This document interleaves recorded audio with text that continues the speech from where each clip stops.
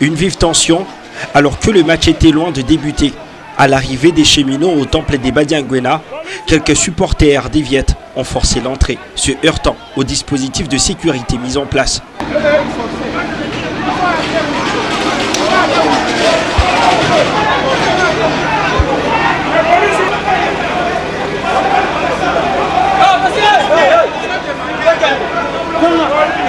Les joueurs jaunes et bleus sont restés dans le bus plus longtemps que prévu.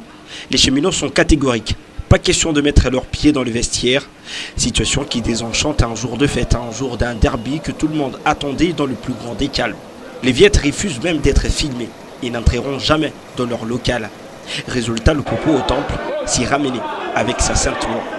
Le banc des tous fait office de vestiaire et c'est là que toute la préparation d'un match a eu lieu. Piana Mozizi se refait sa forme physique. Un fan des Corbeaux, comme dans un camp ennemi, a failli se faire passer à tabac par les membres des cheminots dont certains sont venus avec invitation alors que beaucoup étaient sans le moindre papier qui leur permettait d'être au stade.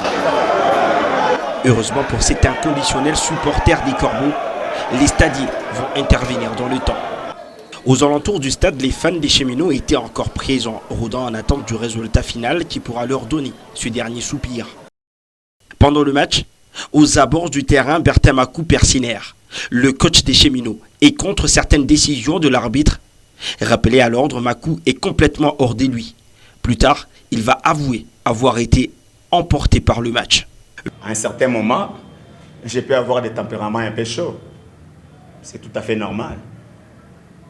C'est tout à fait normal sans pour autant créer des incidents. Je me mets dans des tempéraments chauds contre moi-même et à moi-même. Ce n'était pas contre autrui. La preuve en est, on ne vous dira pas que Bertin Makou a insulté l'arbitre. En aucun cas. Je sais me réserver, même si je suis dans ce genre de tempérament.